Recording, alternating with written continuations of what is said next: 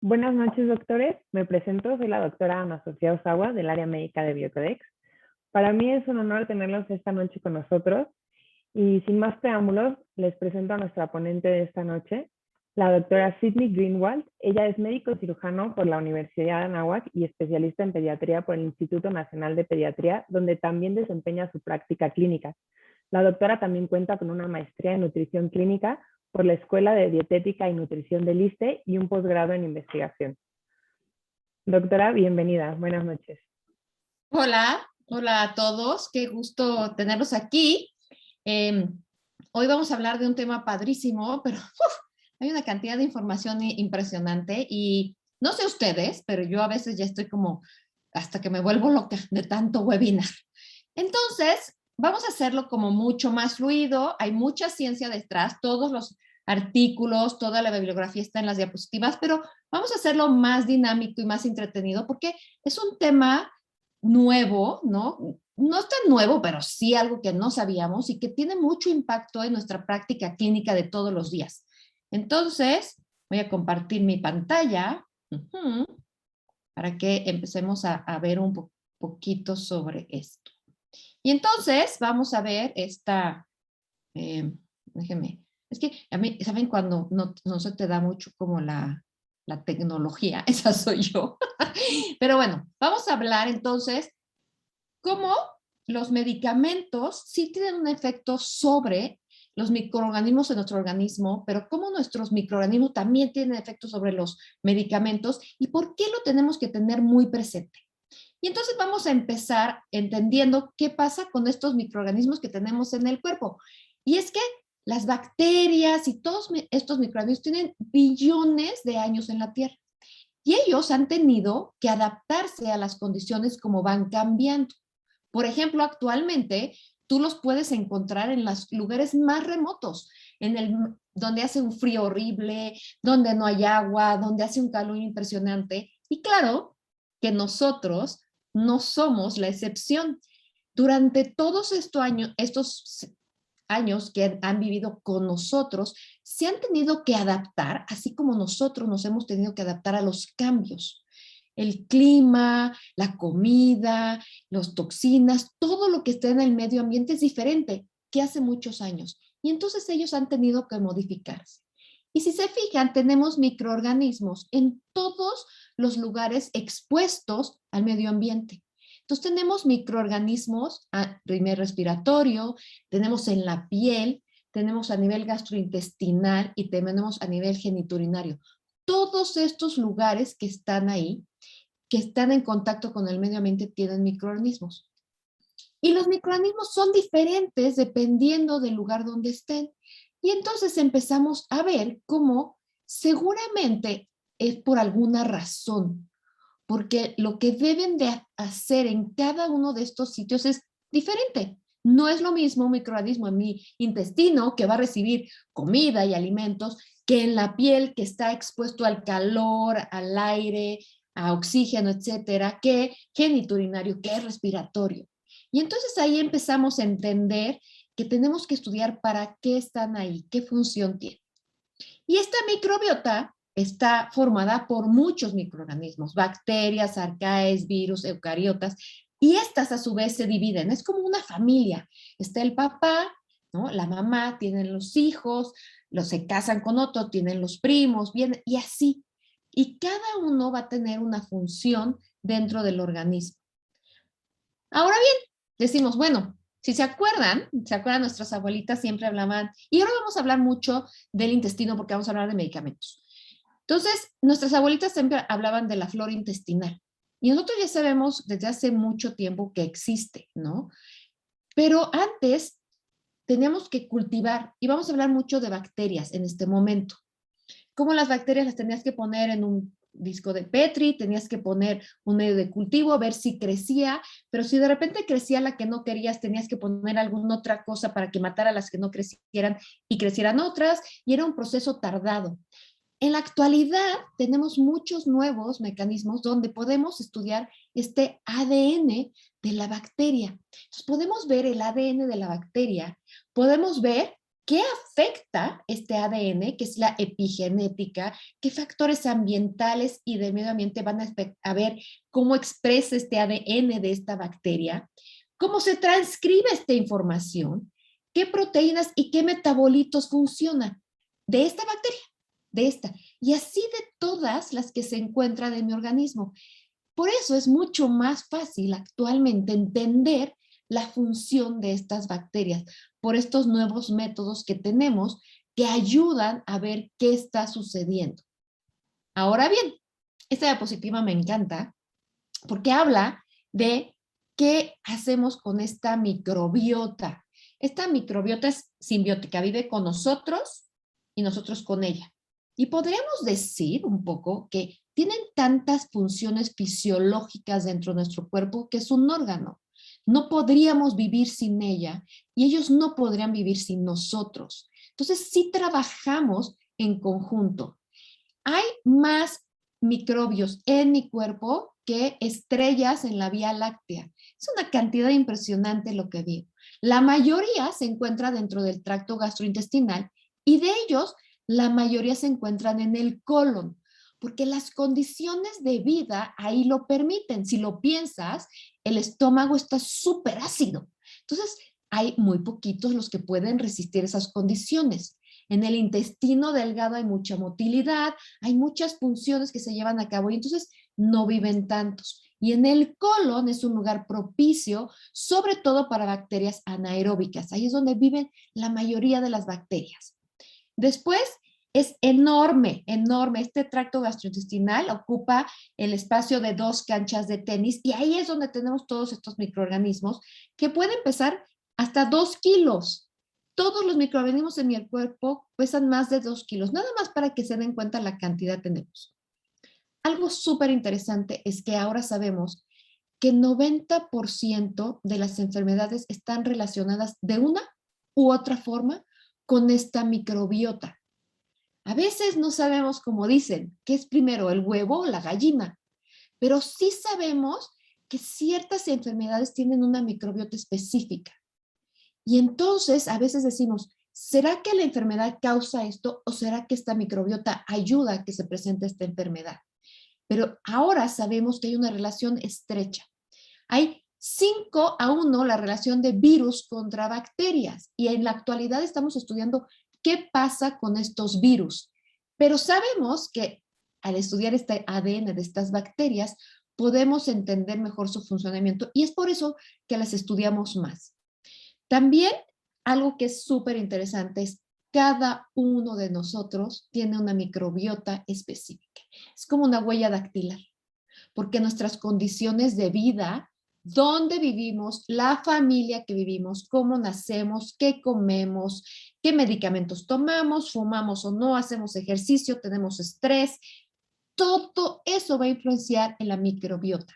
Y por ejemplo, los mexicanos tienen una microbiota más parecida que a lo mejor los de África. Y los mexicanos se parece más, pero se parece más entre los que vivimos en esta colonia, pero seguramente se parece más entre mi familia. Pero aún así, mi microbiota es única e irrepetible. ¿Ok? Y esto es muy interesante porque eso es lo que hace que a veces cueste trabajo entender cómo funciona y que todos los estudios que realizamos se puedan extrapolar igualitos, porque ninguno de nosotros somos igualitos, cada uno de nosotros somos únicos e irrepetibles y la microbiota es uno de esos casos. Ahora, para entender qué le pasa a la microbiota cuando no funciona bien o cuando llega un medicamento o cuando llega algo, primero necesito entender qué hace la microbiota, para qué está ahí. Y vamos a hablar de una de sus principales funciones. Y entonces, esta la resumes, pero vamos a ver una por una. Una, y de las más importantes, es protección antimicrobiana. Contra todos esos microorganismos que hay en el medio ambiente y que trae a mi cuerpo, es la microbiota, una de sus primeras funciones es de defensa. Después, la otra es que se conecta con mi cerebro, ¿no? Se conecta, hay un eje intestino-cerebro que está actuando desde el nacimiento y ahorita vamos a hablar de eso y de cómo es tan importante mantener una microbiota sana para tener, ¿no? Cognición, comportamientos sanos. también tiene funciones metabólicas muy importantes. Nosotros en medicina nos enseñaron, ¿se acuerdan? Que una de esas funciones es la producción de vitaminas, sobre todo vitamina K y de complejo B. Por eso los bebés cuando nacen y no tienen esta microbiota en el intestino, tenemos que aplicarles vitamina K porque no la están produciendo y podemos tener sangrados, ya sabemos, etcétera, porque tiene que ver con coagulación. Por eso, porque un bebé cuando nace no tiene estas bacterias en el intestino. Esa es una de síntesis, pero también produce muchas otras sustancias y también se deshace de muchas otras, y entonces por eso hay un metabolismo que llevan a cabo estos microorganismos. Y aparte, son súper importantes para que mi sistema inmune funcione de manera correcta. Entonces, ya empezamos a ver cómo son funciones muy importantes del día al día, no son excepcionales, tienen que estar ahí todo el día. Y vamos a hablar primero de estas de defensa. Y una de las primeras y de las más importantes es, fíjense bien, tenemos nuestro epitelio intestinal, está el epitelio intestinal. Después está una barrera de moco. Estos microorganismos nunca están en contacto directo con el epitelio. Ellos viven en esta moco, ahí viven. Cuando nacemos, tú te imaginas, naces y entonces llegan estos microorganismos y nuestro sistema innato, que es el primero que se activa, que este sistema innato, acuérdense, inmunológico, solo va y actúa y mata a quien sea. Este no es selectivo. Es hasta que tenemos, ¿no?, el adquirido, que somos más selectivos y más precisos. Entonces, este innato, en un principio, ¡pum!, dice, hay un bicho, ¿qué hago? ¿Qué hago? Voy y lo ataco. Y entonces, estas bacterias comensales, que comensales quieren decir que se sientan alrededor de la mesa, que conviven, ¿no?, tienen que tener un mecanismo para decirle a ese sistema inmune, alto, yo estoy aquí, soy buena onda, no va a pasar nada. Y ese es uno de los primeros pasos de cómo la microbiota va a educar a mi sistema inmune. En eso vamos a ir ahorita en un ratito más. Pero entonces llegan todos estos microorganismos y se empiezan a hacer una barrera en todo este moco, y todos estos microorganismos compiten por un lugar donde vivir. Son especiales, entonces tienen que tener características especiales. Hay ciertos microorganismos que genéticamente, por nuestra manera que estamos hechos, no pueden llegar y formar un nicho. Esto es muy interesante y son cosas que están descubriendo ahora. Pero en esencia llegan y se pegan. Y se pegan y se mueren, se quedan ahí porque ahí van a comer, ahí van a vivir. Y entonces no van a dejar que nadie más entre porque ese es su lugar de vida. Entonces, esa es una de las primeras maneras. ¿Cuáles otras maneras tenemos estos microorganismos para defender? Y entonces, cuando estos microorganismos comen, uno de los mecanismos una de las cosas que producen una vez que comen son ácidos grasos de cadena corta. Estos ácidos grasos de cadena corta, que son principalmente propionato, acetato y butirato, entre ellos el acetato, cuando este medio ambiente es un poco ácido por la producción de los lactobacilos de ácido, entonces puede entrar a la membrana de ciertos patógenos y destruirlos, producir un pH alterado y matarlos. Entonces, esa es una de las maneras en las que podemos ver cómo nos empiezan a defender estos microorganismos. La otra, estos microorganismos per se producen sustancias bacterocinas que son específicas para matar a ciertos microorganismos. También existen ciertos bacteriófagos, que esto es un campo de estudio grandísimo, porque estas bacterias que tenemos ahí van y atacan a otras bacterias, pero son específicas. Son súper específicas para Vibrio cholerae, no, para cólera, para salmonela, son muy específicas. Y en cierta cantidad tienen que estar, porque si no pueden causar daño. Pero tenemos estas que son de defensa. También tenemos otro mecanismo muy interesante, que es el hígado produce ácidos biliares, ¿no? Y entonces se conjugan y estos son los primarios. Estos son los que van a la vesícula biliar y se desprenden en el intestino delgado para la absorción de grasas. Y casi todo, el 95% se vuelven a reabsorber y vuelven a este ciclo. Pero un 5% pueden quedar en el intestino. Y las bacterias tienen en sus enzimas digestivas, en este DNA, tienen enzimas que van a estos ácidos grasos biliares primarios a convertirlos en secundarios. Y estos ácidos biliares secundarios tienen efecto sobre patógenos, entonces también los matan. Esa es otra. Y otra de las más importantes es que compiten contra nutrientes. Si hay un nutriente, ¿no? Estos se los van a comer y no van a dejar que nadie más se los coma y se los van a comer ellos. Y entonces van a hacer que todos estos microorganismos patógenos no se alimenten y se mueran. Y entonces ya empezamos a entender qué importante es tener esta microbiota para poder protegerme contra microorganismos.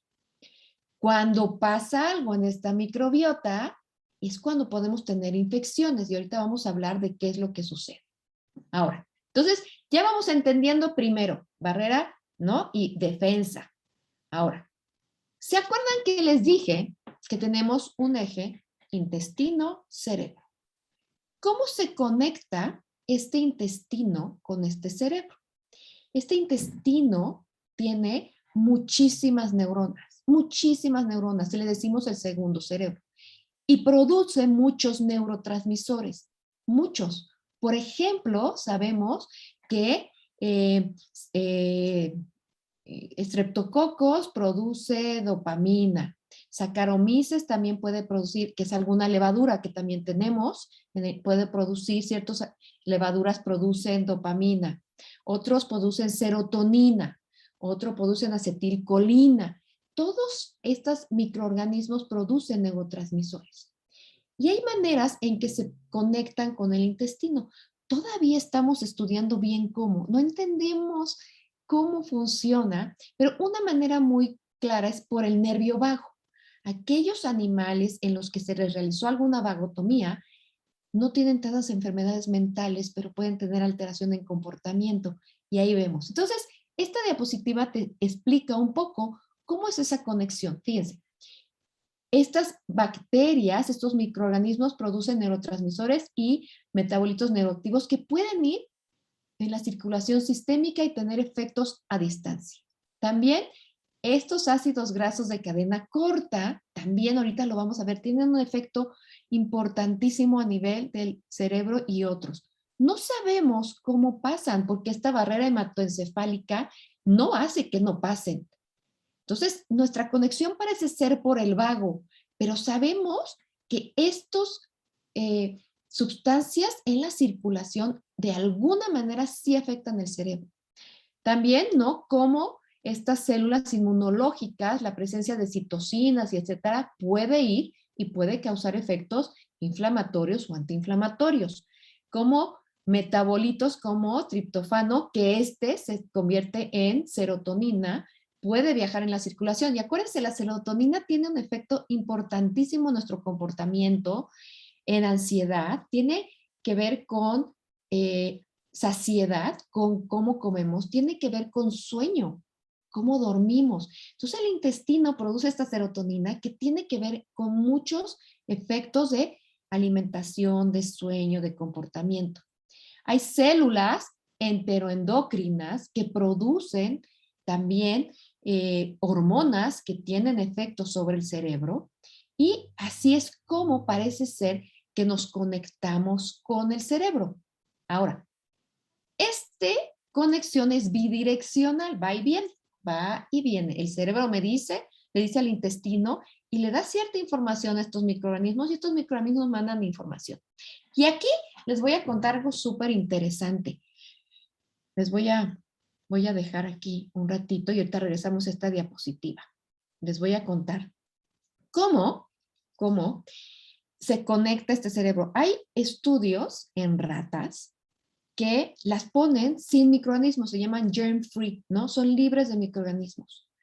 Y ven cómo van creciendo. Y se ha visto que estas ratas, cuando crecen, tienen alteraciones cognitivas y de comportamiento. No pueden socializar, no pueden aprender. Si antes de las 3 semanas de vida les ponen microorganismos, las inoculan, le hacen un trasplante fecal, estas ratas pueden volver a aprender y pueden volver a socializar.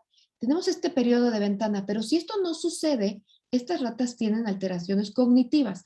Recordemos que no podemos hacer éticamente estudios de este tipo en humanos, ni modo que no podemos hacerlo. Pero tenemos muchos microorganismos que usamos en las ratas. Y entonces aquí va una pregunta. ¿Qué sucede con un bebé, ¿no? Cuando nace? Y recordemos, ¿cómo nos llenamos de una microbiota sana? Y esto tiene que ver con el nacer. Los niños que nacen por el canal de parto se llenan de estos microorganismos del canal de parto y de la materia fecal de la mamá, que son los primeros con los que se deben de inocular. Alguien que nace por cesárea, claro que no son los mismos microorganismos. Entonces ahí ya empezamos a ver, primer mecanismo, ¿nos defenderán igual o no? Entonces nacen por ahí y estos microorganismos después les damos lactancia materna a estos bebés. Esta leche tiene microorganismos también, no es estéril, y tiene comida específica para estos microorganismos. Entonces hacemos que crezcan y estén bien. Y después, con lo que comes, el medio ambiente, la gente que vive, por ejemplo, en las granjas con animales que viven en la tierra, se ha visto que tienen menos alergias, se enferman menos, mientras estén muy bien alimentados y las condiciones sean las adecuadas, obviamente, que aquellos que nacen por cesárea, que los cuidamos de que no se ensucien de nada. Y entonces, ¿qué pasa con un bebé cuando nace? Y nace prematuro, por ejemplo. Y entonces yo le voy a dar antibiótico. Y ahorita vamos a pasar a eso, pero vamos a empezar desde aquí. ¿Qué pasa si yo le doy antibiótico? Y entonces yo necesito todos estos microorganismos para desarrollar esta conexión con mi cerebro. Y entonces yo no los tengo en un principio. Y vimos estas ratas que tienen alteraciones cognitivas y eso.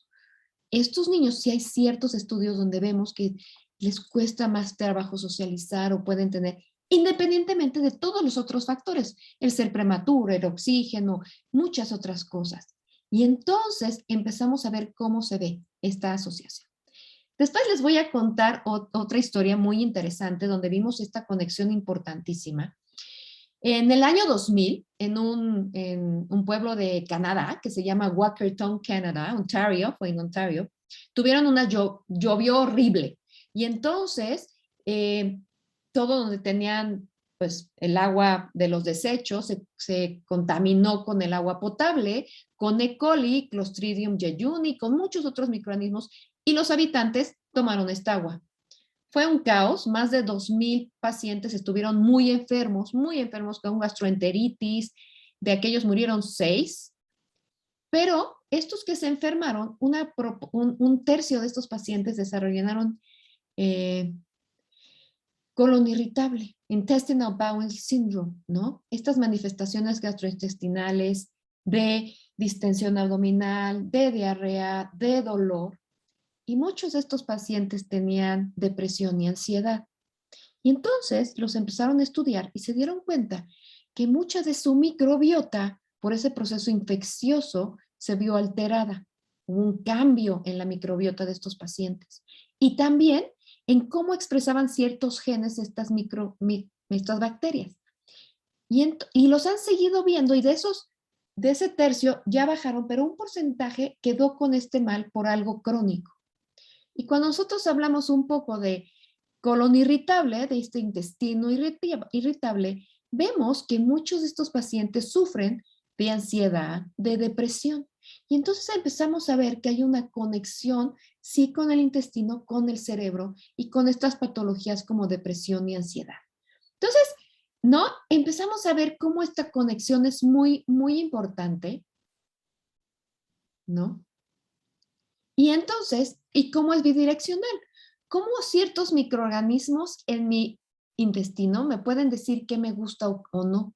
Y les voy a recomendar, ¿no? Para aquellos que quieran este libro, que se llama La Revolución Psicobiótica. Es un libro padricísimo que explica todo esto, pero con un lenguaje muy sencillo, de esta conexión. Le iba a sacar una foto para ponerla de diapositiva, pero pues aquí lo tengo, ¿no? Y cómo, por ejemplo, ciertas bacterias les gusta el dulce.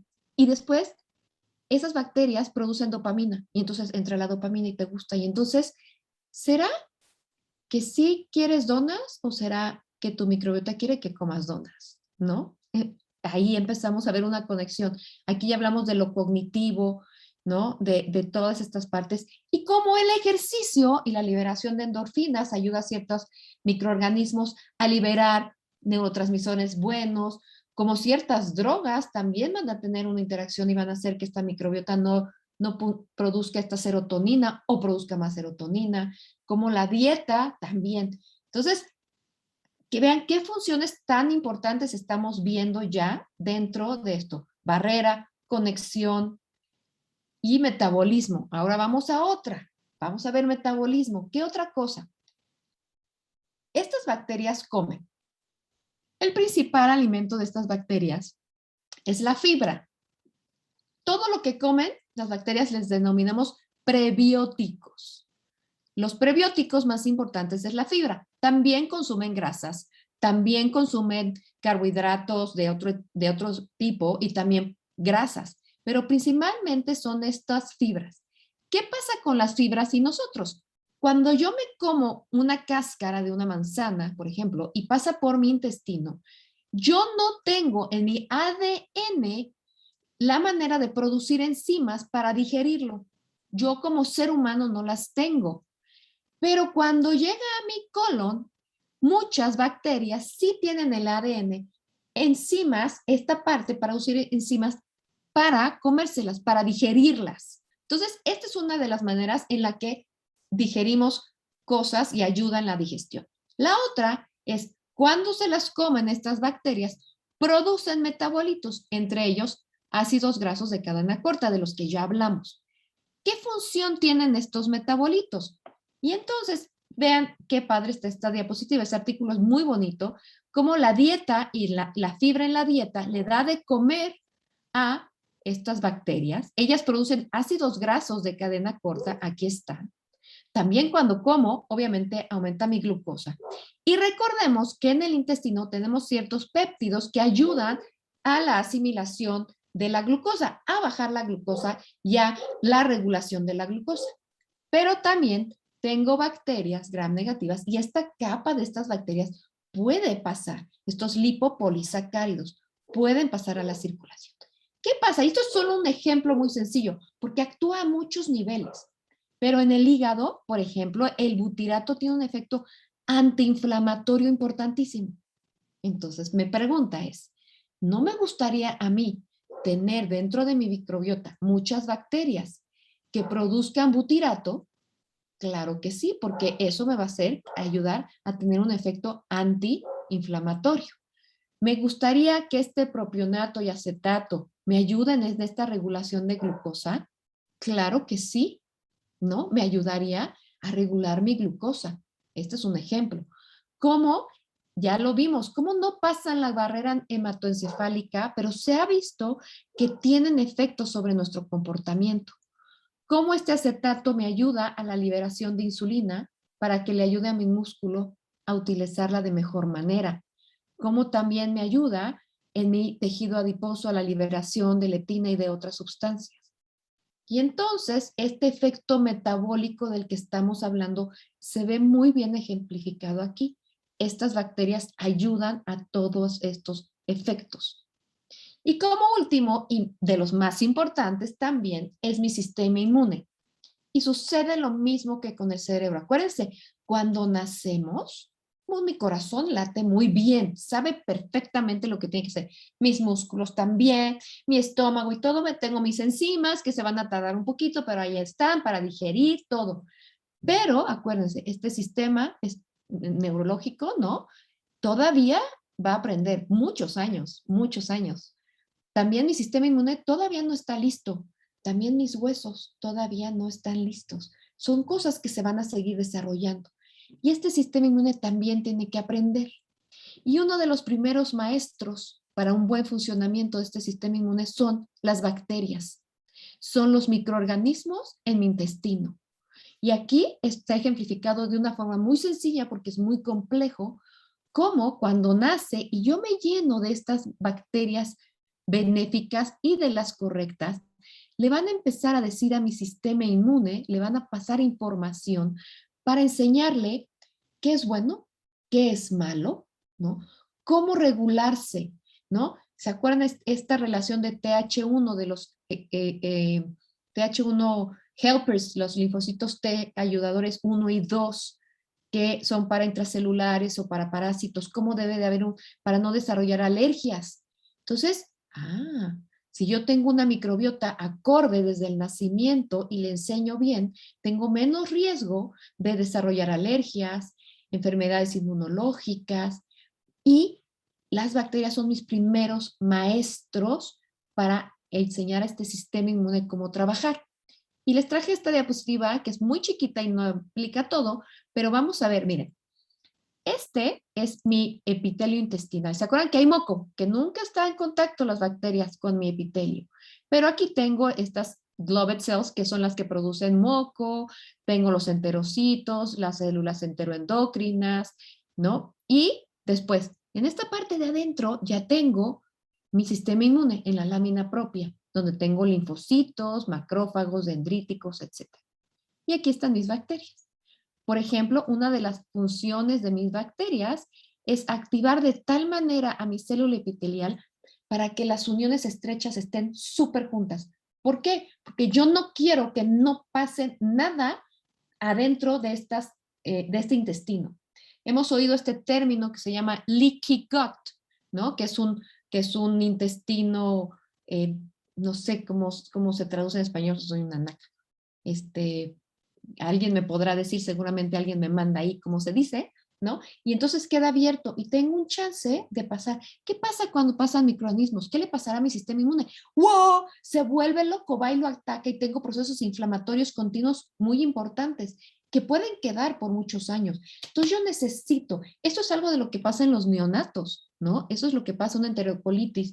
Por eso en los neonatos estamos utilizando bacterias benéficas y les damos lactancia materna temprano, porque sabemos que esto va a ayudar a mantener estas uniones estrechas. También vean cómo esta célula dendrítica da hacia el exterior y yo le presento ciertos antígenos, ciertas cosas, y ella hace que mi sistema inmune se regule, sepa qué es bueno y qué es malo. Ajá. También produzco sustancias antimicrobianas, le dice, y entonces produzco IgAs que van a actuar sobre microorganismos. Y entonces ahí empezamos a entender cómo mis microorganismos tienen una función muy, muy importante desde el inicio de la vida, desde el inicio, desde que yo estoy chiquito, desde cómo como, si me dan antibióticos o no, si me dan probióticos o no. Si nací por cesárea, no sería bueno que me dieran probióticos para tratar de igualar a aquellos microorganismos de cuando nací por el trabajo de parto, ¿no? Porque no nací por ahí, sino por cesárea. ¿Sí? Cuando como, no es importante que los niños que empiezan a comer dentro de su dieta tengan bastante fibra, ¿no? Que aparte tengan un medio ambiente limpio, agua potable, pero tampoco tan limpio, ¿no? Que su eje de liberación de cortisol, que también tiene que ver con este eje intestino, esté bien regulado para no tener cortisol todo el tiempo y tener alteraciones cognitivas, ¿no? Ahí vamos. Y quiero hablarles de esto porque ahorita que hablemos de medicamentos vamos a hablar de alfa diversidad y beta diversidad. ¿Qué quiere decir? La alfa diversidad habla sobre la diversidad que tenemos en un área. Digamos, es la diversidad que tenemos en el intestino. ¿Cuántos microorganismos diferentes tenemos? Eso habla la alfa diversidad. Y la beta diversidad habla un poco de esta estabilidad, de cómo está la diversidad entre ellos. ¿Quién está más, quién está menos, quién crece más, quién crece menos? ¿En qué abundancia se encuentran entre ellos? Esto es importante porque debe de haber siempre un equilibrio. Cuando esta se pierde y crece más uno y se pierde uno, la función de esta se pierde y puede pasar algo. Algún efecto debe de tener. Y esta alfa y beta diversidad va cambiando. Por eso, no es igual si yo le doy un medicamento a un niño que está iniciando con esta microbiota que si se lo doy a un adulto, que si se lo doy a alguien de edad mayor. Entonces, espero que hasta ahí vayamos entendiendo para entonces poder entender bien qué pasa con los medicamentos. Y esta diapositiva simplemente la traje para que entiendan un poco cómo, vean, la dieta, es uno de los componentes que más afecta a la microbiota, pero también el medio ambiente, como, etc. y tengo estos microorganismos. Y vamos a ver cómo ciertos microorganismos tienen una función muy específica. Bacteroides, bifidobacterias y lactobacilos, por ejemplo, producen ácidos grasos de cadena corta, que son energía. Este butirato, por ejemplo, el butirato le da de comer, digamos, al colonocito. Y este colonocito entonces va a llevar a cabo sus funciones importantes, que son la absorción de agua, que van a tener las uniones estrechas, ¿no? Principalmente. Regula la homeostasis intestinal entre apetito y saciedad, metabolismo, ¿no? Lo que acabamos de hablar, y absorción de minerales y vitaminas. Pero ciertos bifidobacterios y ciertos lactobacilos producen vitamina B, que tiene que ver con el metabolismo de carbohidratos, lípidos y proteínas y con la proliferación y diferenciación celular. Pero Prevotella y E. coli, por ejemplo, producen vitamina K, que tiene que ver con coagulación y con la modulación de la insulina y de la glucosa. Y hay muchos otros grupos que producen neurotransmisores, poliaminas y otros, tienen que ver con el sistema inmune y nuestro sistema endocrino. Y entonces, esto es lo que quiero. Yo siempre digo que la química es el lenguaje universal. Algo que es muy interesante es cómo estas bacterias son como comadres, son chismosas a todo lo que da. Así es como mantienen este eubiosis.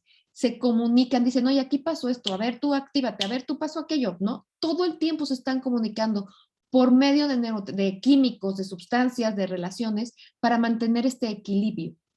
Y les voy a pues les voy a decir este ejemplo que probablemente van a decir, ay, esta doctora, no manches, ¿qué ejemplo es este? Pero quiero que les quede muy claro eubiosis y disbiosis. Eubiosis es cuando estamos en equilibrio. Me voy a hacer mi casa, voy a hacerme mi super casa. Pero para hacerme mi casa, pues necesito un arquitecto que la diseñe, un ingeniero que pues me va a decir las fuerzas y las traves y todo esto. Probablemente necesite una o dos señoritas de compras para que ellas organicen lo que se tiene que comprar, cómo, todo. 5 pintores para hacer toda mi casa, pero necesito 40 albañiles, ¿no? Y fíjense, dentro de esos albañiles, seguramente uno es mucho más mejor, ¿no? Para poner los ladrillos, pero otro es mucho más bueno para aplicar el yeso. Así tenemos, y necesito carpinteros, y la relación para hacer mi casa así debe de ser. ¿Qué pasa? ¿Qué sucede? Si de repente, en lugar de tener 5 pintores, tengo un pintor, pero tengo 20 arquitectos. ¿Y qué creen las señoritas de compras? Ya ni hay, se fueron. Esta casa no hay manera de que yo la haga, porque no están todos cumpliendo su función en el número que deben. Eso sucede con la microbiota. Yo debo tener el número específico de cada una realizando su función específica. Probablemente tengo, y así se ven los grupos, tengo menos Prevotella, pero tengo más bacteroides, pero tengo menos lactobacilos, pero cada uno de ellos tiene su función específica. Y eso es eubiosis. Y esa la mantengo con dieta, con una buena alimentación, con ejercicio, con menos estrés, con comer probióticos naturales, con muchas cosas, es como yo lo debo de mantener. Ahora sí, ¿qué pasa cuando yo te doy un medicamento? ¿Qué pasa cuando yo te doy un medicamento que viene de fuera?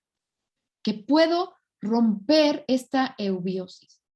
Cuando yo te doy un medicamento, tiene que ver cómo yo voy a absorber, cómo voy a trabajar el medicamento, qué va a pasar con él, con factores intrínsecos, como mi genética. Claro, ¿no? Mi genética, yo puedo tener genes para actuar bien sobre la absorción de estatinas o no, como lo hemos visto, como sucede con muchos medicamentos y ahora lo estamos aprendiendo con muchos medicamentos, sobre todo con cáncer. Mi estado de salud, porque mi estado de salud va a tener un efecto ya sobre mi microbiota previo. ¿Cómo como y qué medicamentos me doy?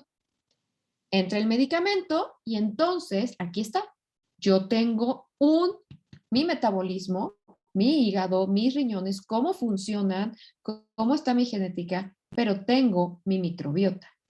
Porque esta microbiota también tiene esta función de tratar de quitar cosas que no vean en mi cuerpo, pero también puede trabajar sobre ellas.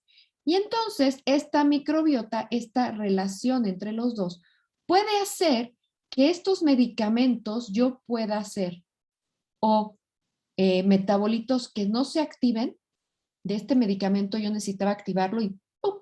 Por alguna razón esta microbiota hizo alguna reacción química en este medicamento que hizo que no se activara, o al contrario, hizo que se activara de más y probablemente me puedo intoxicar o no tiene un buen efecto. Y entonces ahí vemos cómo muchos medicamentos que no entendíamos por qué en ciertas personas actuaban de una manera y en otra de otra, por qué funcionan así. Y mucho tiene que ver la microbiota con la farmacocinética y la farmacodinámica. Y existe ahora esta nueva modalidad que se llama Pharma Microbiomics, que tiene que ver con la microbiota. Por ejemplo, en este estudio de Zimmerman encontró que 73 bacterias humanas metabolizan más de 271 medicamentos administrados por vía oral. Un ejemplo de ellos, la digoxina es inactivada por una glucorreductasa cardíaca, ¿no? Cardiac glucoreductase, ¿no? Producida por Ergetella lenta, que es una bacteria en el intestino. ¿Qué pasa si esa persona tiene o mucha, ¿no? Mucha Ergetella lenta. Entonces, la cantidad de digoxina que le doy, las dosis que yo conozco, no le van a servir porque la inactiva. Entonces, probablemente esa persona va a necesitar dosis más altas. Pero ¿qué pasa si esa persona no tiene esa Ergetella lenta? ¿Qué pasa si no la tiene? Entonces, las dosis de digoxina que yo le dé se puede intoxicar más rápido. Y empezamos a entender, chispas, no solo mi cuerpo y mi hígado y lo que nos enseñaron en la carrera de medicina, ¿no? Citocromo P450, la eliminación por el riñón, tiene que ver, sino también estas bacterias. Por ejemplo, la levodopa, que usamos mucho en Parkinson, ¿no? Es activada a dopamina por una tirosina descarboxilasa producida por la Enterococcus faecalis. Y entonces, ¿qué pasa si no tengo Enterococcus? Pues entonces está levodopa, no la voy a activar a esa dopamina y no voy a tener los efectos que quiero en este paciente con Parkinson. Ya empezamos a entender esta relación medicamentos, ¿no? Medicamentos. Esta es una que me pareció muy interesante porque nosotros como pediatras usamos mucho acetaminofén en los niños. ¿Cuál es el mecanismo normal del acetaminofén? Yo tomo el acetaminofén, una parte muy grande se va a sulfato, otra se va al glucurónido y todo va a citocromo P450. Un metabolito tóxico, muy tóxico del acetaminofén es la N-acetilmidoquinona. Pero yo tengo una manera de deshacerme de él.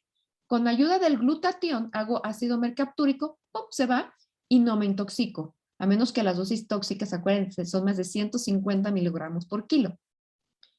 Pero el glutatión tiene un problema, que el glutatión se acaba. Se acaba. Entonces, si yo doy una dosis tóxica, este glutatión se acaba. Y entonces, estos hepatocitos, ¿no?, se dañan y puedo causar necrosis hepatocelular. Ahora bien, ¿qué pasa en aquellos pacientes que tienen mucha Clostridia y Corynebacterium? Ellos producen una sustancia sulfasta P-cresol que hace que esto no se vaya hacia sulfato. Entonces, que se corta esta vía, pum, pum, se va glucurónido, tengo más P400, tengo más acetilmidoquinona, más glutatión y me puedo intoxicar. Y esta es una de las maneras como podemos entender cómo ciertos microorganismos pueden ayudar en la intoxicación con acetaminofén en ciertos pacientes. Y ahora sí, vamos a entrar de lleno, ¿no? Disbiosis por medicamentos. Hay más de 1,200 medicamentos, muchísimos. Un porcentaje altísimo son antibióticos de los que utilizamos. Otro porcentaje son medicamentos antimicrobianos para otro tipo de microorganismos. Y 24 no son bacterianos, un 24%, pero ¿qué creen? Que los medicamentos ahora estamos entendiendo cómo tienen un efecto bactericida específico. Por ejemplo, lo vamos a ver con antiinflamatorios no esteroideos. ¿Y cuáles utilizamos más? Y vamos a hablar de unos cuantos aquí. los AINES, los inhibidores de BOMB, antipsicóticos, mefarmina, laxantes, estatinas. Vamos a ver rápido porque, ¿no? Es mucha información. Primero tenemos que entender qué hacían para entonces saber qué pasa. Los antiinflamatorios no esteroideos tienen efectos directos o indirectos. ¿Cómo cuál? Yo sé, como Sydney, como humano, puedo tener un efecto directo sobre los antiinflamatorios en la manera en que los conjugo, en la manera en que los elimino, en la manera en cómo los atribuyo. Ajá. ¿Qué hago con mi metabolismo? Esa es una manera mía. Y la otra manera es cómo este medicamento actúa sobre mí, causando úlceras, causando lesiones. ¿Ok? Y mi microbiota, ¿qué puede hacer? Mi microbiota puede tener una sobre es que quiero explicarlo tan fácil. Se los voy a explicar más fácil. Yo, como puedo tener reacciones mías, como cuando lo metabolizo, que lo metaboliza de diferente manera, ¿ok? Y cómo mi intestino sufre las alteraciones de ese medicamento, causando úlcera y todo. Ahora, mi microbiota, ¿qué es lo que puede hacer? Este antiinflamatorio puede matar ciertos microorganismos y entonces pierdo funciones de protección, que eso también puede hacer que este antiinflamatorio me cause daño. Y también yo, como microorganismo, puedo actuar sobre mi hígado, haciendo que estas funciones de cómo lo metabolizo puedan verse alteradas. Es una combinación muy importante de estos y no todos son iguales. La aspirina causa cambios en la beta diversidad, no tanto en la alfa diversidad. Yo veo que la aspirina tengo toda mi diversidad, pero cambian ciertos. Y entonces cuando cambian la relación, se ha visto que cuando tengo antiinflamatorios puedo tener más riesgo de tener infecciones por Clostridium difficile, porque crece, no tengo mi mecanismo de defensa de estos que atacó el antiinflamatorio y puedo tener infecciones y diarrea. Esa es una. Otra cosa muy interesante que leí de esto es, en el intestino, el antiinflamatorio puede causar úlceras y lesiones, pero solo las causa si hay microorganismos. ¿Vieron en ratas que también les quitaban estos bichos? Como cuando entraba no causaba lesión. Wow, entonces dijeron, pero cuando estaba con microorganismos sí causaba lesión. Entonces, ¿cómo el microorganismo ayuda a esta lesión? Por eso hay ciertos estudios donde han visto que si das ciertos antibióticos muy específicos como rifaximina, ayudas a evitar las lesiones que causa el antiinflamatorio. No se sabe cuánto tiempo y claro que si los usas por mucho tiempo, este antibiótico puede tener alteraciones de otro tipo, pero esa es una manera como ambos, ¿no? La microbiota y el hospedero pueden causar alteraciones este medicamento en ambos lugares. Espero que les haya quedado un poco claro, si no ahorita lo vemos otra vez, porque es muy complejo. Y después los inhibidores de protones, este es un poco más sencillo. Son muy utilizados, muy utilizados. ¿Y qué pasa? Disminuyen el pH. Esa es la función principal. Y el ácido del estómago está ahí. Una de las funciones no es nada más para digerir. Está ahí para matar microorganismos. Ese pH tan elevado mata. Cuando yo bajo ese pH, ¿qué sucede? Estos microorganismos que deben de morir, pum, pasan y pueden infectar y pueden alterar, matar a otros microorganismos dentro de mi mismo ecosistema.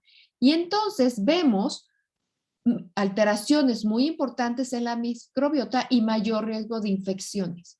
Ahora piensen, imagínate si yo te estoy dando un inhibidor de protón porque te estoy dando un ibuprofeno y no quiero que te dañe la pancita, ¿no? Que cause estos daños de úlceras, de sangrado, de irritación, y entonces te doy este inhibidor de protones.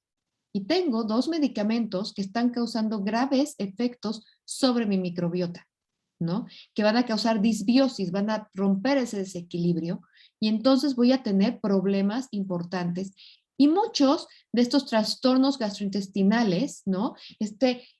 Me inflo, tengo diarrea, me siento mal, ¿no? Puede ser, ese es el efecto de estos microorganismos porque cambian cambian toda mi microbiota y las funciones que deben de tener. Otro de los que más usamos es metformina. Y no todo es malo, ahí les va. La metformina tiene su acción, acuérdense, tenemos una cantidad de diabetes tipo 2 impresionantes. Entonces utilizamos muchísimo para esta resistencia a insulina. Sabemos que la metformina, una de sus acciones es en el hígado. No sabemos mucho porque causa muchos efectos y muchos son muy benéficos y todavía no entendemos por qué. Y aquí empezar a entender un poquito de cómo. La misma microbiota, la metformina, ayuda al cambio y a que crezcan ciertos microorganismos y entonces esos ayudan a regular mejor la glucosa. ¿Cómo? Por ejemplo, estos ácidos grasos que estaban conjugados y que son que se desconjugan, ayudan, ¿no?, a mejor estabilización de los microorganismos y mejor regulación de la glucosa. Después, la Akkermansia mucinophila aumenta. En todos los estudios se ha visto que esta bacteria aumenta y produce mucho más moco. Ese moco ayuda a mantener esta barrera y que no se infecte, ¿no?, que no lleguen otros patógenos y no se abra esta barrera, como aquí. Ayuda de cierta manera que estos lipopolisacáridos no pasen y no abran estas uniones estrechas. Y también los ácidos grasos, porque ayuda a la producción de bacterias que hacen ácidos grasos. Si se fijan, causa una disbiosis porque hay más bacterias que producen ácidos grasos, pero estos ácidos grasos tienen un efecto benéfico antiinflamatorio y también actúan sobre las células endocrinas liberando estos dos péptidos, ¿se acuerdan que les dije? Que ayudan a la regulación de glucosa y también a SGLT1 que ayuda en la bomba sodio-glucosa metiendo más glucosa a la célula. Entonces, no todo es malo. Ahora bien, la metformina, al causar esta disbiosis, esta alteración, en algunas personas no les va bien y no la toleran porque pueden tener alteraciones en la digestión, en la formación de gases, se sienten distendidas, tienen dolor abdominal. Y entonces ahí es donde vemos cómo los genes de esta persona también actúan sobre esta microbiota y sobre cómo funciona. Además, recordemos que estos pacientes que tienen diabetes tipo 2 ya tienen una disbiosis por estar enfermos, ya tienen alteraciones y entonces la metformina ayuda en esta disbiosis. Entonces, ¿cómo estos medicamentos van viendo? Y este es un resumen un poco de cómo los antiinflamatorios esteroideos, dónde actúan y aumentan las infecciones, como también los inhibidores de la bomba de protones, la metformina ayuda a aumento de ácidos grasos, a que haya más mucina, disminuye la inflamación porque hay más butirato. Y las estatinas también ayudan a la concentración de ácidos biliares que ayuda al manejo del colesterol, porque este colesterol, que también es producido por el hígado, ¿no?, tiene que transportarse y las estatinas bloquean este transporte, pero también cambian la microbiota para ayudar a los ácidos biliares que ayudan en el transporte de estos ácidos, de ese colesterol. Entonces, que es muy interesante cómo la relación es bidireccional. Y entonces hablamos, ¿cuáles son las consecuencias de las disbiosis? Y siempre hemos oído, pues que hay más alergia, más obesidad, más alteraciones intestinales, ¿no?, inflamatorias intestinales, alteraciones gastrointestinales funcionales, como el colon irritable, como la dispepsia, cómo cambia, y también alteraciones neurológicas, como la depresión y la ansiedad, tienen que ver con la disbiosis. Y entonces vamos a entrar un poco al antibiótico, que no lo podemos dejar, porque son de los que más utilizamos. Los pediatras utilizamos muchos antibióticos y tenemos que ser muy cautelosos. Si es un medicamento milagroso, antes teníamos plata, arsénico, nos moríamos de infecciones, ¿no? Nos moríamos y de repente surgió y ¡fum! Cambió, la vida cambió. Sí fue milagroso, pero ¿qué problemas hemos encontrado? Resistencia, hacemos mucha resistencia y acuérdense que muchas bacterias pueden pasar información para crear resistencia antimicrobiana. Entonces, aguas, ¿no? También causan diarrea porque rompen con todos estos microorganismos buenos y muchos otros efectos. ¿Qué pasa cuando uso un antibiótico? Y entonces, el antibiótico no solo mata a lo malo, también me mata a lo bueno. Y entonces, si me mata lo bueno, pierdo todas las emociones. Y algo muy importante es, este antibiótico, cuando yo mato, hay ciertos antibióticos que para que yo recupere nuevamente la eubiosis, todos esos microorganismos me puedo llevar meses o años. Entonces, tengo que ser muy cauteloso cuando uso un antibiótico. No digo que no lo debo de usar, pero si lo uso, me puedo ayudar y entonces ahí vamos a empezar a entender qué puedo usar cuando tengo todos estos medicamentos. ¿Qué pasa? Uno, fíjense, entonces ahí está un mecanismo. El mismo antibiótico me causa eubiosis y pierdo funciones, funciones antiinflamatorias, funciones de conexión con mi cerebro, funciones. Pero ¿qué otra cosa me puede causar el antibiótico? Y es una diarrea. ¿Por qué? Porque cuando pierdo la resistencia, estas, ¿se acuerdan que mata las buenas también y tengo una barrera?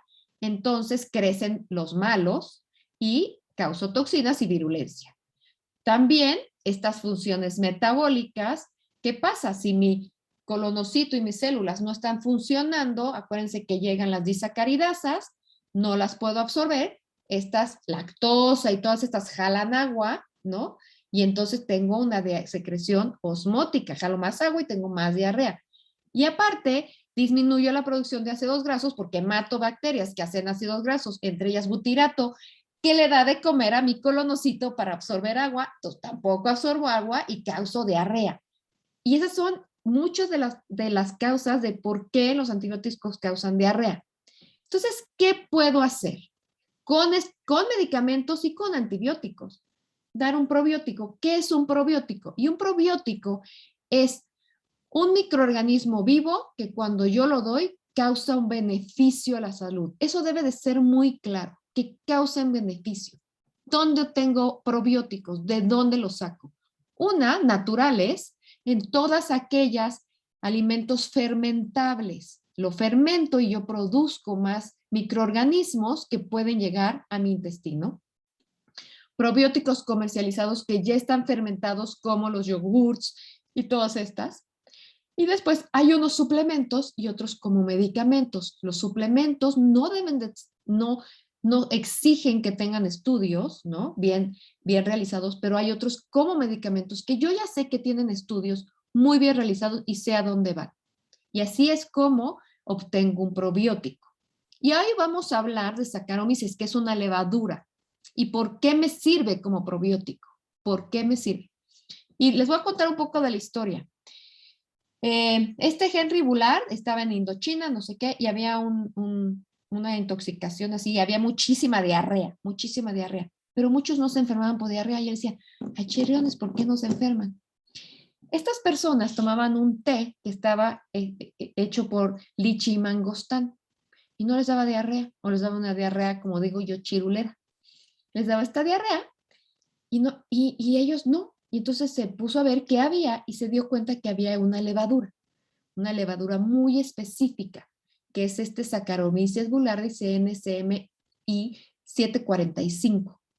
Entonces, en la Unión Europea lo patentaron y este tiene muchísimos estudios científicos. O sea, esta levadura sí se han hecho estudios científicos para ver cómo funciona y qué es lo que hace. Cuando yo quiero decir que un probiótico realmente tiene estudios, ¿no? Y y que lo voy a indicar, tiene que tener ciertas características. Una, que sea una cepa bien identificada. Siempre es mejor utilizar una sola cepa, porque al yo conocer su ADN y todo lo que pasa, sé qué función clara va a tener. Debe de pasar por ser estable y pasar de alguna manera por todo el intestino. Tiene que comérmelo, pasar por el pH del intestino, por todo mi intestino y llegar en un número bueno a mi colon. Si esto no sucede, no me sirve de nada, ¿no? Y debe de tener estudios clínicos y proceso de manufactura de muy buena calidad. ¿Y qué es la diferencia de esta levadura con otros probióticos? Y entonces, vamos a hablar solo de estas tres. Es mucho más grande y entonces si estamos hablando de barrera, no es lo mismo que yo tape esta barrera con una cosa de este tamaño que con una cosa de este tamaño. Entonces, esa ya es una ganancia. La otra que es increíble es que no tiene resistencia a antibióticos. Si yo te doy un antibiótico, este Saccharomyces se va a quedar en tu intestino haciendo las funciones que debe, porque el antibiótico no le va a hacer nada. Y no le va a pasar información a otras bacterias de cómo hacer resistencia a ese antibiótico. Y entonces esto lo hace fenomenal como probiótico. En este estudio aquí se ve cómo ciertos, ¿no? Rhamnosus casei sí pasa información de resistencia sobre penicilina, amoxicilina, no contra cefixime, etcétera. Pero vean, Saccharomyces no, porque al ser una levadura no pasa información. ¿Y dónde actúa? Vamos, tres lugares importantes. Y vamos a definirlos aquí rápido. Ya casi vamos a acabar, ¿no? Vamos a entender este probiótico, cómo me ayuda. En el lumen, ¿qué hace? Aquí está, un ejemplo. Degrada toxinas. Yo tengo toxinas de los patógenos y este Saccharomyces las inactiva. Y hay toxinas muy específicas contra salmonela, contra cólera. Son bien específicas que Saccharomyces se ha visto contra ellas. Por eso, en esta intoxicación por cólera de Henry Bullard, se dio cuenta que con este té no les pasaba nada. Y esta era una de las principales acciones. Inhibe el crecimiento bacteriano. Llega una bacteria y ¡pum!, se adhiere a ella y ¡pum!, las deja que no funcionen. También produce ácidos grasos de cadena corta, que ya vimos que tiene que ver con la función del enterocito para que siga absorbiendo agua, las uniones estrechas, no pase nadie más, y aparte a otros niveles como antiinflamatorios. Produce poliaminas, que tienen que ver con el crecimiento de las células, la degradación de las células, y hace que esta célula trófica mantenga su función y crecimiento bien hecho. También, otra cosa que funciona es aumentar los niveles de disacaridasas. ¿Se acuerdan? Que acuérdense, sus niños con diarrea de mucho tiempo, después yo les doy leche, pues es lo que comen, y tienen diarrea. Y estas vellosidades se tardan 3 semanas o más, por eso les damos a veces alguna leche o algo bajo en lactosa. Entonces yo quiero mantener estas disacaridasas para poder absorberla y que no me da diarrea. Y Saccharomyces lo hace. También le dice a mi sistema inmune producir inmunoglobulina A, que acuérdense que es secretora y es más a nivel de epitelios, y entonces eso hace que maten microorganismos mucho más específicos y tiene una acción antiinflamatoria porque inhibe ciertas citocinas. Entonces vemos cómo también actúa en el sistema inmune. Por eso ahora se están estudiando muchas funciones, no nada más en diarrea de Saccharomyces, sino también en enfermedad inflamatoria intestinal, y también se está viendo en algunas otras como esclerosis múltiple, ya se me olvidó, en ratones se está estudiando por esta acción, y también en este sobrecrecimiento de bacteriano en intestino en ciertas enfermedades, intestino delgado, también se ha visto que Saccharomyces puede tener muchos efectos benéficos. Y solo para acabar, vamos a ver qué evidencia científica tenemos. Tenemos este Saccharomyces y vean cómo, si yo doy el Saccharomyces, ¿no?, un antibiótico, y no doy Saccharomyces, el tiempo que le va a llevar a mi microbiota a restablecerse nuevamente, vean cómo es en tiempo. Si yo doy Saccharomyces solo durante el tratamiento antibiótico, bueno, me tarda un poco menos. Pero si yo doy Saccharomyces durante el antibiótico y después del antibiótico, yo voy a recuperar toda mi eubiosis mucho más rápido. Entonces, esta es una de las razones, el por qué durante el antibiótico y después yo voy a dar un probiótico, precisamente para restablecer las funciones de mi microbiota. También se acuerdan que cuando yo pierdo esta estabilidad pueden crecer otros microorganismos que no deberían de estar ahí, que yo los tengo detenidos, pero si yo pierdo estas defensas va a llegar, y uno de ellos es Clostridium difficile.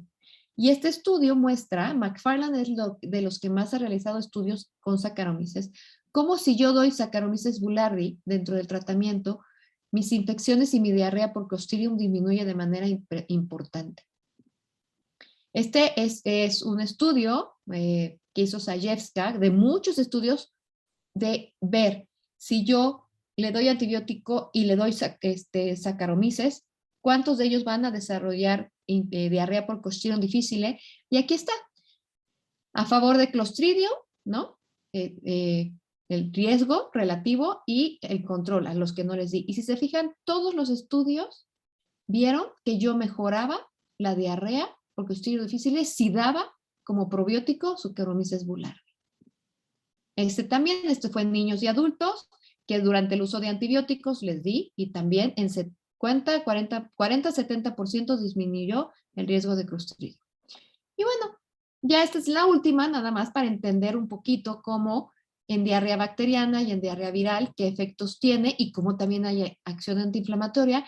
Y recordemos que no solo es diarrea, ahorita hablamos de diarrea porque son los estudios que tenemos, pero ya estamos aprendiendo esta diarrea y este disbiosis causará depresión, ansiedad, algún proceso inflamatorio continuo, no lo sé, ¿no? Puede ser, ya lo vimos con esta infección por E. coli, ¿no? Con esta inundación, cómo desarrollaron. Entonces, si yo doy un probiótico durante estos procesos infecciosos, no nada más cuando doy antibiótico, sino durante el proceso infeccioso, entonces evito estos cambios genéticos y por lo tanto colon irritable, diabetes, ansiedad y depresión, ¿no? No solo cuando hay antibióticos, sino cuando tengo una diarrea o algún microorganismo ahí. Necesitamos todavía muchos estudios, muchos estudios. Y esta solamente la puse para que entendamos un poco cómo la cepa es muy importante, como por ejemplo para infecciones agudas, tengo LGG y Boulardii, para diarrea del viajero, Boulardii es muy buena, así que si se van a ir de viaje, empiecen a tomar antes y durante todo el viaje y su riesgo de diarrea disminuye de manera importante, y si hay estudios. Como la diarrea asociada a antibióticos también disminuye con el LGG Boulardii, pero por ejemplo, si tengo cólicos, no me sirven. Necesito dar Reuteri, porque la función es diferente. Entonces, ahí es donde empezamos a entender cómo vamos a escoger el probiótico que queremos y para qué. Y recordemos que tu cuerpo no está solo.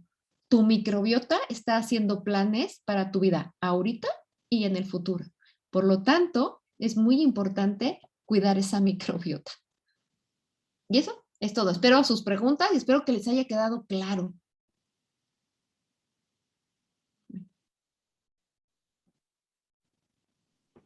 Muchas gracias, doctora, por la plática. Primero que nada, quiero decirle que tiene muchas felicitaciones. Y en cuanto a las preguntas, bueno, aquí nos preguntan le preguntan ¿a qué edad los niños desarrollan una microbiota normal? Los primeros 3 años son básicos para desarrollar una microbiota normal. Lo correcto es que nazca por canal. Primero que la mamá esté alimentada y todo, porque ya se ha visto que sí tiene que ver la mamá, porque la mamá come y tiene su microbiota y produce metabolitos que van a actuar sobre el bebé y la placenta, etc. Entonces, una mamá sana, nacer por canal de parto, después comer lactancia materna, de preferencia, tener una muy buena alimentación, tener sus vacunas, tener apapacho. Parece que no, pero esta liberación de cortisol y el estrés también tiene estrés sobre la microbiota. Entonces, el apapacho, agua potable, un ambiente limpio, ¿no? Salud, dormir bien, todas estas cositas, ¿no? Ayudan. Buenos prebióticos, comer fibra, una dieta baja en grasas. Y los primeros 3 años es cuando hago mi microbiota. Después cambia muy poco. Y en la edad adulta ya los viejitos que tienen enfermedades subyacentes, que ya no tienen dientes, que no quieren comer bien, que están solos, ¿no? Les cuesta trabajo comer y entonces disminuye. Entonces son estos 3 años que tenemos que cuidar muchísimo. No antibióticos. Perfecto. Igual le preguntan, doctora, si se puede dar algún probiótico periódicamente en pacientes sanos y de ser afirmativo, ¿cuál sería el modo de administración de este? En específico preguntan por Saccharomyces boulardii.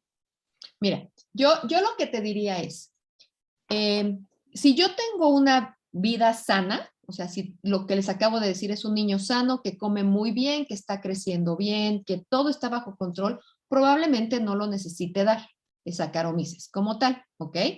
Si este niño, dentro de estar sano, estamos de acuerdo que se va a enfermar, porque pues, todos se enferman, todos se meten la mano a la boca, todos chupan, todos hacen cosas. Entonces, en ese periodo, cuando tenga una infección, por ejemplo, una diarrea, ¡pum!, se lo voy a dar. Se lo voy a dar durante todo el tiempo que tenga la diarrea, ¿no? Y todo ese tiempo que tenga la diarrea para asegurarme que mantengo esa microbiota y que no voy a tener alguna alteración. También, ¿qué pasa si este niño tiene una infección de oídos o de vías urinarias y le van a dar un antibiótico? ahí le voy a dar también Saccharomyces. Se lo voy a dar durante todo este tiempo, ¿no? Durante el antibiótico y días después para mantener la eubiosis. Entonces, estas son por dónde se los daría. A un niño totalmente sano, probablemente en este momento no. Se están haciendo muchos estudios para ver otras relaciones. Y hay otros probióticos para prevenir a lo mejor infección de vías aéreas superiores, ¿no? Que durante época de frío a lo mejor se lo voy a dar. Si me voy a ir de vacaciones y me voy a ir a un lugar donde no sé, pues me lo tomo yo y toda la familia durante 2 días antes y durante toda la vacación para que no me dé diarrea, porque, ¿no? Si me voy a ir a comer garnitas y garnachas al pueblo de no sé dónde, pues mejor sí me lo voy tomando, voy previniendo. Entonces, esa es la manera de utilizarlos. Perfecto. Igual le preguntan, doctora, ¿cuánto es el tiempo ideal para iniciar suplementos probióticos en infantes? ¿Cuál es el tiempo? A ver, vamos a hacer un bebé que nació por cesárea, ¿no? Por ejemplo, y que no tiene lactancia materna. Si te fijas, muchas fórmulas ahora están adicionadas con prebióticos y probióticos, entonces probablemente yo escogería un tipo de este tipo de fórmulas. En un bebé que estuvo en el hospital internado y todo, probablemente le dé algún tipo de probiótico para ayudar con su sistema inmune. Tengo que ser muy específico de cuál quiero y para qué lo quiero, ¿ok? Entonces, ahí es donde yo tendría que siempre hablar con mi pediatra, ver las circunstancias específicas de ese niño para saber qué probiótico le voy a dar y por cuánto tiempo. También le preguntan, doctora, si en niños que acuden a guarderías sería recomendable usar Saccharomyces boulardii para fortalecer el sistema inmune y de ser así, ¿por cuánto tiempo? Pues mira, es que la guardería es durísima. La guardería es durísima, ¿no? No nada más le da diarrea, les dan infecciones de vías aéreas superiores. Entonces, probablemente no esté de más en un niño que esté en la guardería en época, por ejemplo, de calor, que hay aumento de infecciones de diarreas y esto, darle Saccharomyces boulardii durante ese tiempo, agosto, julio, agosto, ¿no? Después, cuando es época de invierno, ¿no? Cuando es diciembre, enero, febrero, a lo mejor darle otro probiótico para evitar infecciones respiratorias altas. Y así me la llevaría yo con mi chiquito y buscaría que sepa son aquellas que me van a ayudar más a fortalecer mi sistema inmune. Perfecto. Le preguntan si hay algunos antibióticos que causan más daño a la microbiota que otros y si los antibióticos vía oral son peores que los vía intramuscular. Fíjate que cuando lees esto, sí funcionan diferente, sí funcionan, por ejemplo, vancomicina tiene diferente con penicilina y con algunas otras. Sí, la relación de los microorganismos que atacan sí es diferente, no peor ni mejor, simplemente diferente. Entonces, con cualquier antibiótico que sí sabes que va a causar una disbiosis, sí es importante dar un probiótico.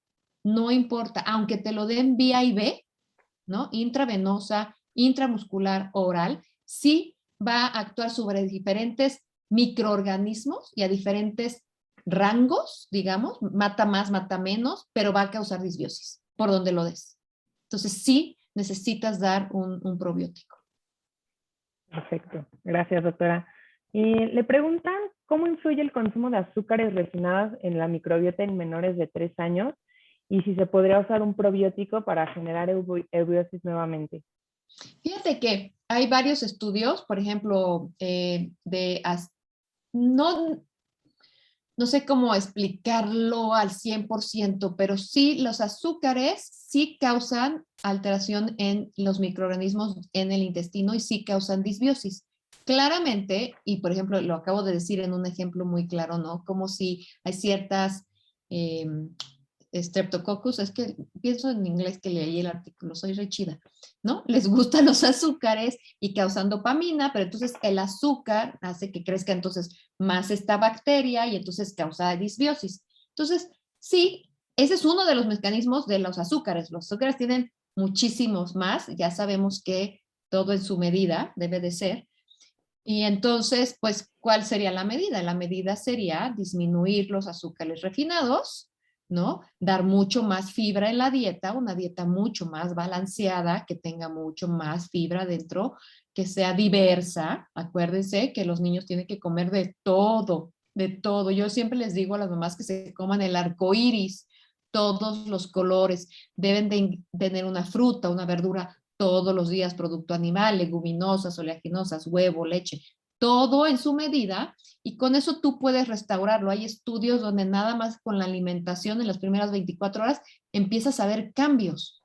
Ahora, si quieres, podrías dar a lo mejor Saccharomyces, todos estos probióticos, fíjense bien, su tiempo de acción es mientras lo das, porque ellos lo mismo, compiten, ¿no? Por un nicho, y los que tú tienes no dejan que se peguen todos y vivan ahí. Y entonces cuando lo dejas de dar, algunos probióticos duran un mes, todavía algunos unas semanas y unos días. Entonces, probablemente si yo hago un cambio en la dieta de mi hijo, le podría dar, no hay estudios que yo haya leído, pero no le va a pasar nada si yo 1 o 2 semanas probablemente le doy un buen probiótico, cambio dieta, ¿no? Para fortalecer y causar eubiosis y listo. Muchas gracias, doctora. Le preguntan si en diarrea crónica por antibióticos, ¿qué tiempo se debe de dar Saccharomyces boulardii? Todo el tiempo que estás tomando el antibiótico lo tienes que tomar. Mira, piensa así. Si Henry Bullard se fue a un lugar donde tomaban un tecito y no les daba la diarrea, porque el tecito tenía la levadura y se lo tomaban, y ellos eran felices y no les daba la diarrea.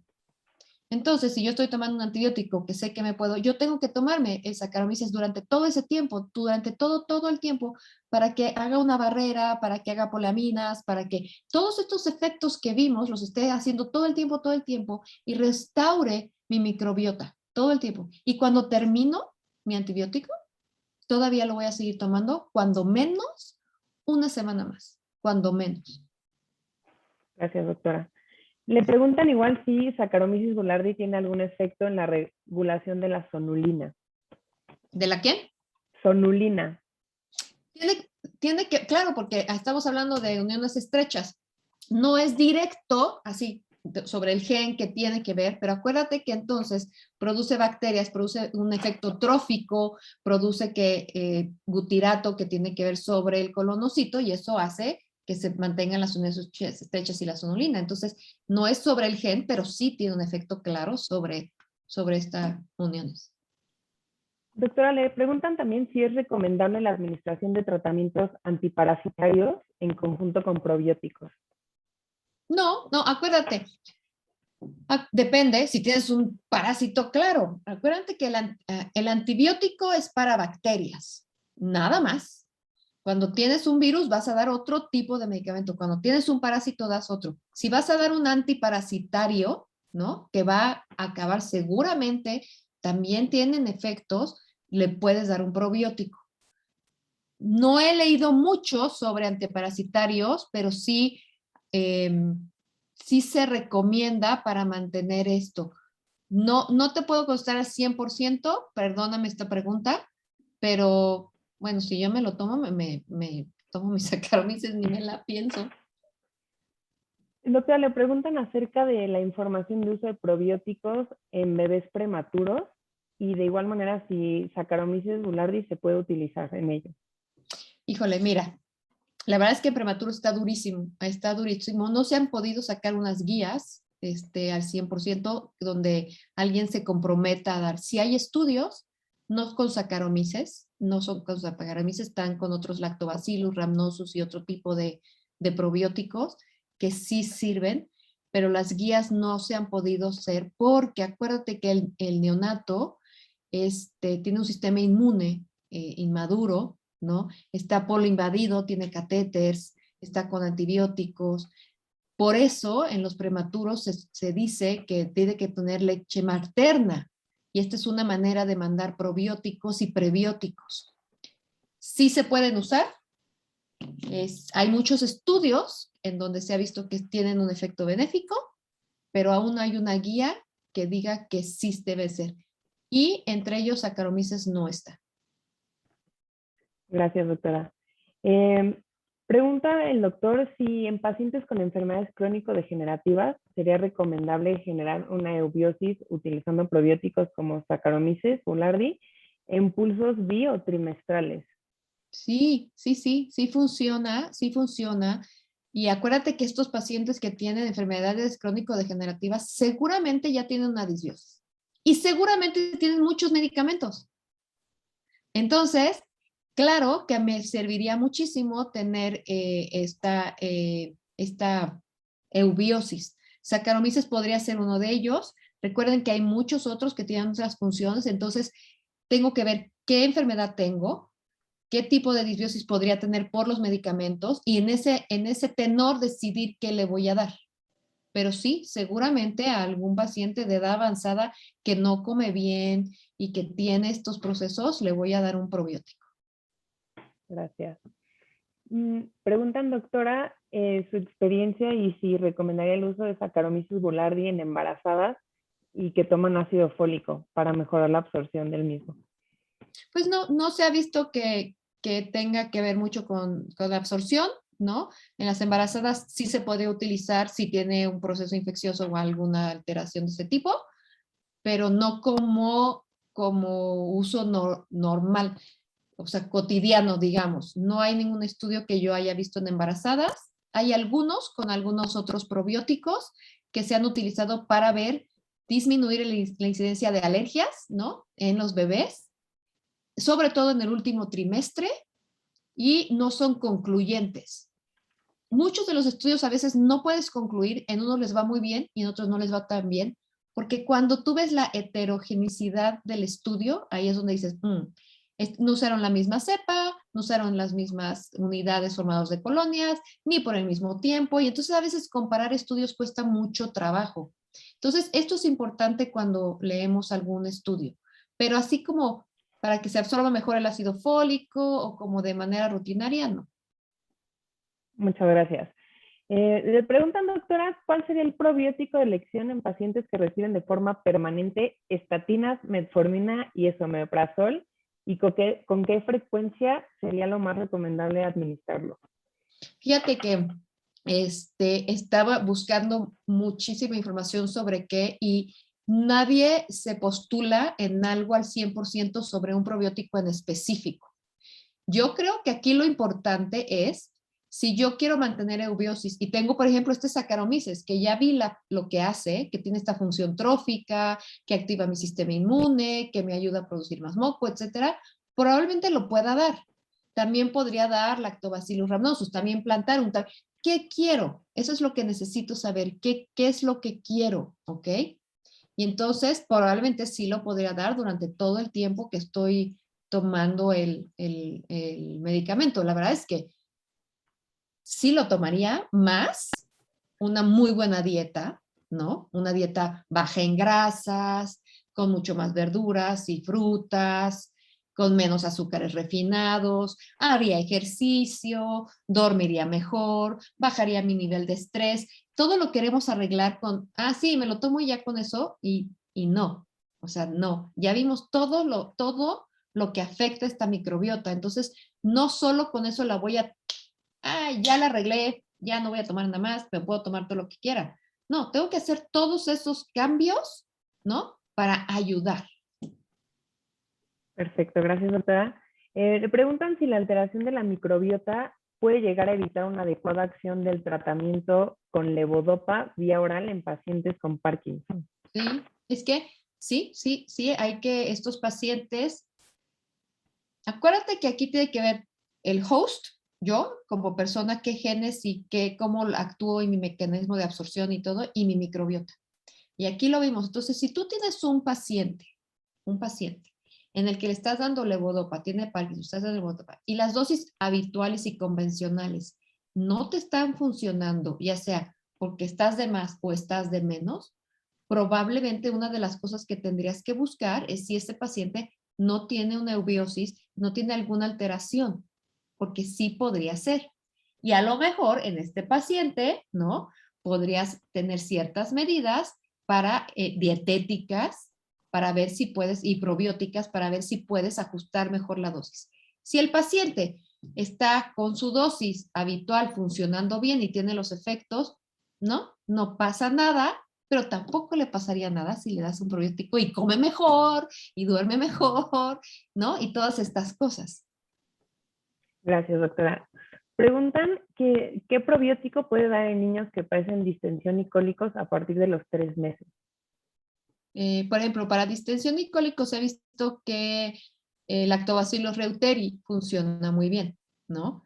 Y obviamente lactancia materna y recordarle a la mamá que depende también lo que coma. No es que le haga daño al niño, pero si tú comes alimentos que producen mucho gas, brócoli, coliflor y todo, ¿no? O ajo, que también tiene como prebiótico, puedes causar malestar en tu hijo. Entonces, fíjate qué comes tú, ¿no?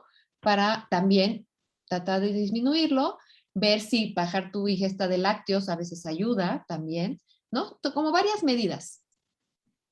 Perfecto, gracias, doctora. Preguntan si Saccharomyces boulardii podría estar indicado de forma cíclica en pacientes de la tercera edad. Sí, yo sí se los daría. La verdad es que sí. Y sí hay estudios en pacientes más grandes para mantener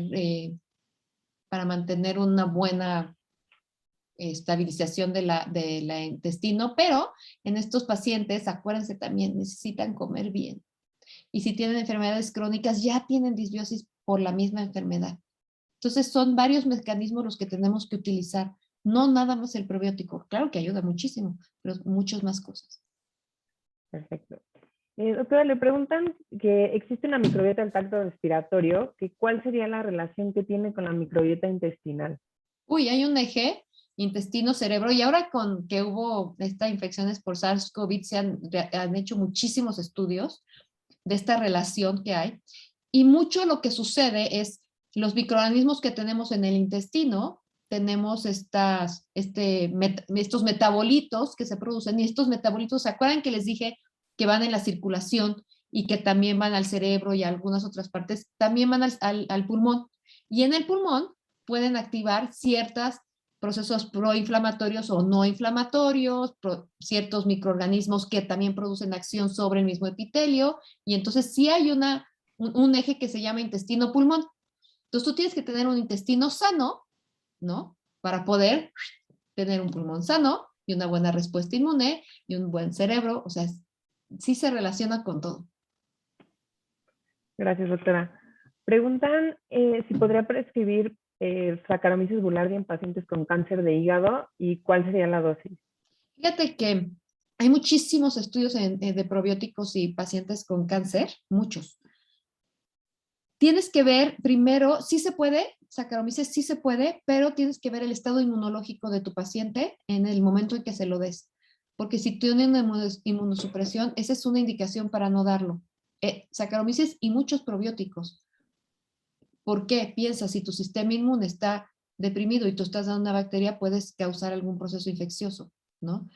Se dice también si tu paciente tiene un catéter, entonces, ¿no? Hay estudios donde dice que sí, ahorita hay unos que dicen que ya no, que Saccharomyces puede colonizar o no, pero sí es una indicación en pacientes con cáncer dar Saccharomyces cuando, ¿no? Está segura que no está inmunodeprimido. Doctora, igual de la mano con esta pregunta, preguntan por la administración de Saccharomyces boulardii en pacientes con insuficiencia renal. Sí lo puedes dar mientras el estado general de tu paciente sea el adecuado. Y acuérdate que estos pacientes también no pueden comer bien y tienen una disbiosis nada más por tener la insuficiencia renal. Entonces, sí lo puedes administrar, pero como les dije, ¿cuánto tiempo? ¿Para qué lo quieres? ¿Qué otras medidas estás tomando con tu paciente? Perfecto, gracias, doctora. Preguntan que qué tipo de fibra recomienda y qué alimentos son los que recomienda que la contengan.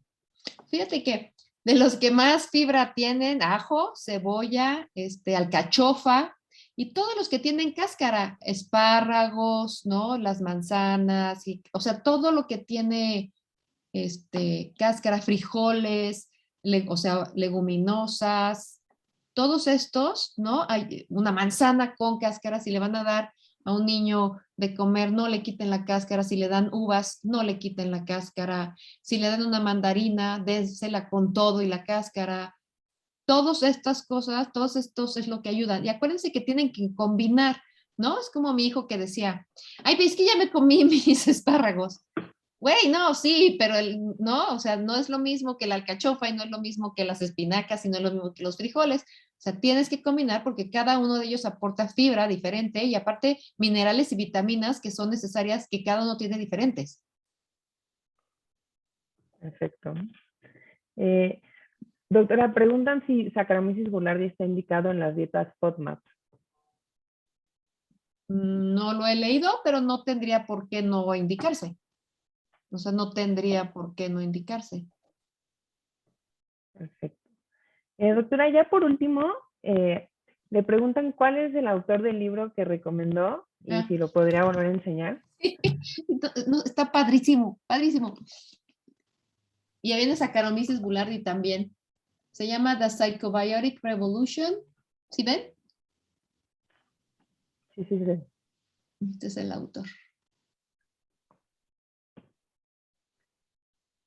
Está muy bueno. Habla como, por ejemplo, cuando tenían a los hospitales mentales a los pacientes en el siglo pasado, cuando les daban de comer yogurt o búlgaros y les hacían enemas, mejoraba su estado de depresión y su ansiedad y su psicosis, mejoraba. No tenían ni idea por qué.